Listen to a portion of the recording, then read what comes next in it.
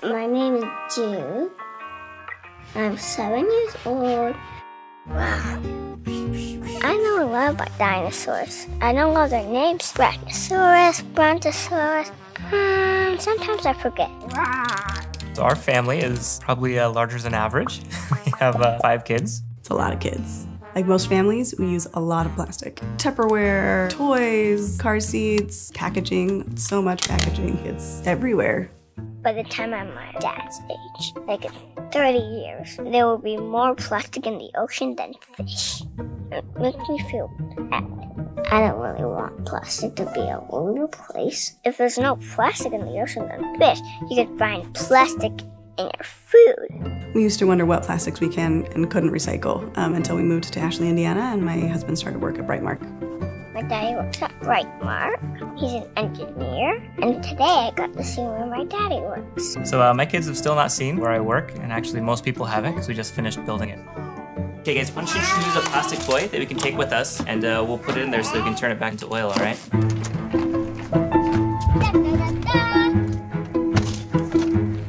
So Ashley it's a very small town, and up till now it may be the most famous for having a big bright yellow smiley face water tower. But now it has the largest and most high-tech plastics renewal facility in the entire world. I am excited. I've never been to my dad's work before. You know, I talked to them a little bit about what I'm doing at work, but it's kind of hard to convey the scale. I thought it was really big, all of the giant machines. And I saw plastic get turned back into oil. I learned that plastic comes from oil, made from plants that existed before dinosaurs. Way before. And it takes a ton of energy. Tons and tons. And then people just throw it away like it's trash. But it's not. And it's actually a way to turn plastic back into oil. Brightmark can take all plastic away. Plastic toys and dinosaurs, straws and styrofoam, you name it, even my crayons. We're able to accept all kinds of plastic that is commingled. It doesn't sound like a big deal, but it's a game changer. So my sister brought a Lego board with Legos on it, and my brother brought a Lego dino, and I brought a real toy dino. They put it on a conveyor belt. First, it went low, then it started going up, and into a grinder, and it chopped up my dinosaur, and it grinded it up. But it's okay, because it's not a real dinosaur. It's just toys. And then it goes through this fancy thing that has roll-up laser eyes. And it can tell if the wrong bit of plastic is there, and shoots it right out of the bar. It's a near-infrared sorter. It has a special eye, and it can see if it's stuff that we don't want. Because there's a little eye, a special eye, and if it saw something that wasn't plastic, it would shoot it out with energy. Pew! Yeah.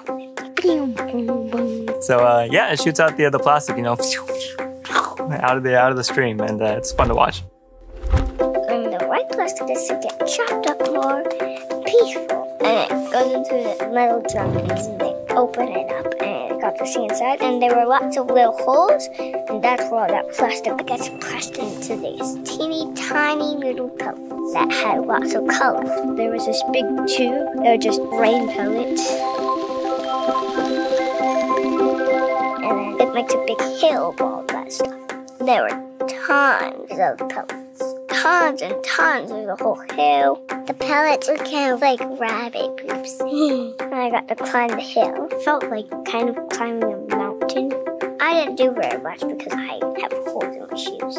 The pellets get put into giant steel vessels that they're airtight. We heat it up, and it goes through a process that we've perfected called pyrolysis. Pyrolysis?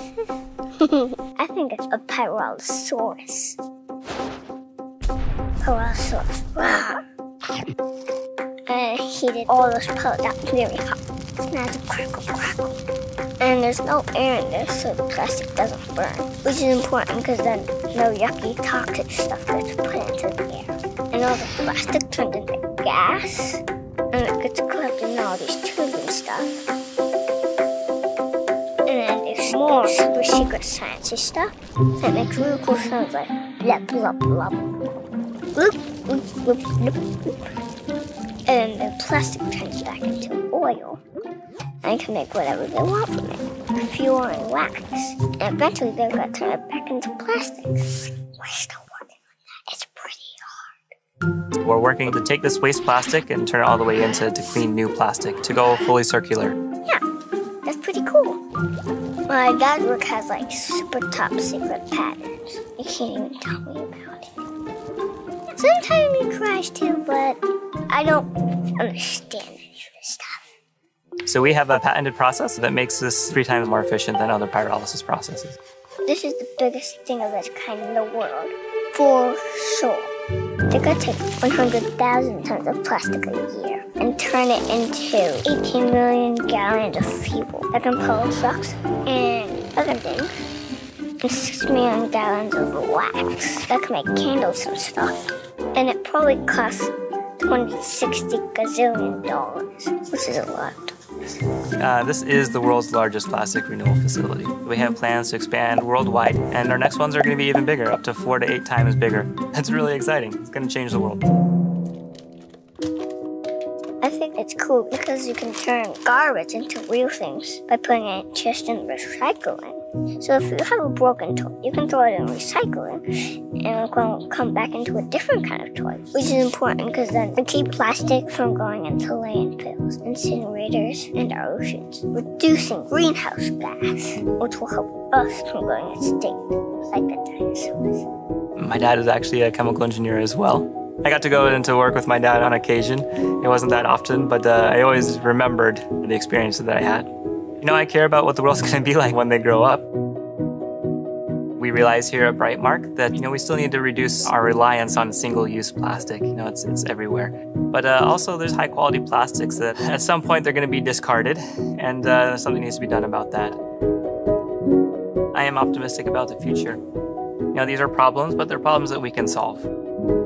Our future will depend on the mark you make. Let's make it bright.